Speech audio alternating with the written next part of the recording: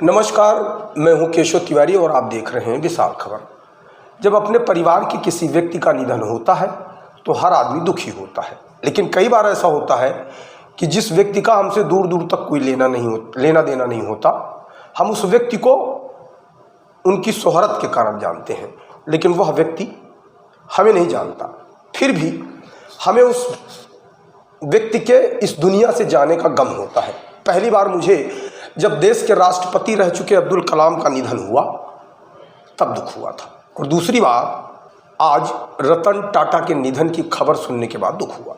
रतन टाटा एक ऐसे व्यक्ति थे जो पहले किसी काम को करते थे और उसके बाद कहते थे, जबकि बहुत सारे लोग ऐसे होते हैं कि वो पहले कहते हैं उसके बाद में काम करते हैं। सही मायने में अगर देखा जाए तो रतन टाटा अपने आप में एक संपूर्ण किताब थे। यदि कोई भी असफल व्यक्ति उन्हें पूरी तरह से पढ़ ले तो शायद उसकी ज़िंदगी में हमेशा हमेशा के लिए असफलता दूर हो जाएगी। रतन टाटा न केवल भारतीय उद्योग को नई दिशा दी, बल्कि हमें यह सिखाया कि व्यवसाय का असली उद्देश्य केवल लाभ कमाना नहीं बल्कि समाज की सेवा करना भी है। रतन टाटा का जन्म 28 दिसंबर 1937 को मुंबई में हुआ था। उनके पिता का नाम नवल टाटा और माता का नाम सोनी टाटा था। उन्होंने अपनी प्रारंभिक शिक्षा मुंबई के कैथेड्रल और जॉन कानन स्कूल से प्राप्त की। उसके बाद उन्होंने कार्नेल विश्वविद्यालय से आर्किटेक्चर में स्नातक की डिग्री हासिल की। रतन टाटा ने हार्वर्ड बिजनेस स्कूल से एडवांस मैनेजमेंट प्रोग्राम भी किया। रतन टाटा ने 1962 में टाटा समूह में एक कर्मचारी के रूप में अपना कैरियर शुरू किया। धीरे धीरे वो कंपनी के विभिन्न विभागों में कार्य करते हुए अपने कौशल और नेतृत्व क्षमता को साबित करते गए।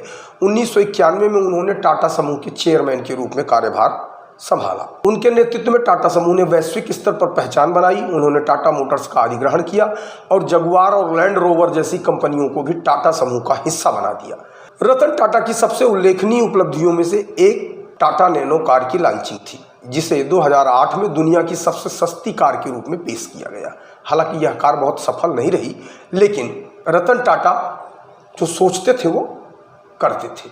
यह उनके दृष्टिकोण का प्रतीक है कि हर व्यक्ति को अपने परिवार के लिए एक कार खरीदने का अवसर मिलना चाहिए।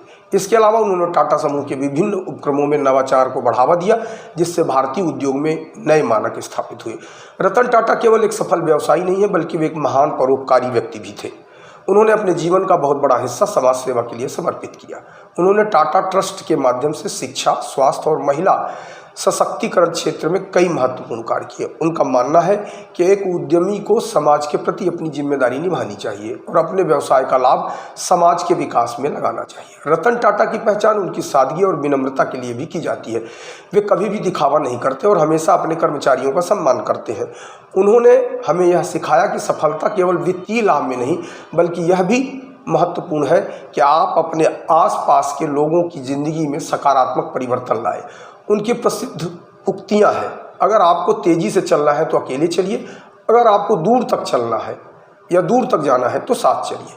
यह वाक्य हमें संदेश देता है कि सामूहिकता और सहयोग ही सफलता की कुंजी है। रतन टाटा एक प्रेरणा स्रोत है। उनकी सोच, दृष्टि और कार्यशैली हमें यह सिखाती है कि अगर हम अपने कार्य को ईमानदारी और नैतिकता के साथ करें तो हम न केवल सफल हो सकते हैं, बल्कि समाज में भी सकारात्मक परिवर्तन ला सकते हैं। टाटा सर के द्वारा कही गई कुछ बातें जो जीवन को नई दिशा देने का कार्य करती हैं, आइए जानते हैं। मैं सही निर्णय लेने में विश्वास नहीं करता, मैं निर्णय लेकर उन्हें सही बनाने की कोशिश करता हूँ। आपको उतना ही सम्मान मिलेगा जितनी आपकी सोच बड़ी होगी। अगर आपको तेजी से चलना है तो अकेले चलिए, अगर आपको दूर तक जाना है तो साथ चलिए। जीवन में आपके द्वारा किए गए निर्णय ही आपको परिभाषित करते हैं। एक सफल व्यक्ति वही होता है जो दूसरों के साथ मिलकर काम करना जानता है। आपका काम केवल पैसे कमाना नहीं है, बल्कि समाज में योगदान देना भी है। अगर आपके पास एक सपना है तो उसे पूरा करने के लिए कड़ी मेहनत करें। नैतिकता से किया गया व्यवसाय हमेशा फलदायक होता है। जो लोग असफल होते हैं वे हमेशा वही लोग होते हैं जो कुछ नहीं करते। सफलता की कुंजी यह है कि आप अपने काम को ईमानदारी और समर्पण से करें। रतन टाटा का विंध्य क्षेत्र से भी बड़ा लगाव था। रतन टाटा एक बार चित्रकूट आए जब ग्रामोदय विश्वविद्यालय की नानाजी देशमुख की स्थापना कर रहे थे। दीनदयाल शोध संस्थान के संस्थापक सदस्यों में नानाजी देशमुख एक हैं और नानाजी देशमुख के बुलावे पर रतन टाटा चित्रकूट आए थे। उस अवसर पर राष्ट्रीय स्वयंसेवक संघ के विभाग संचालक शंकर प्रसाद ताम्रकार भी उपस्थित थे। उस अवसर का एक चित्र सोशल मीडिया में वायरल हो रहा है, जिस चित्र को स्वर्गीय शंकर प्रसाद ताम्रकार के पुत्र, जो आज की तारीख में महापौर है, योगेश ताम्रकार ने वायरल किया है।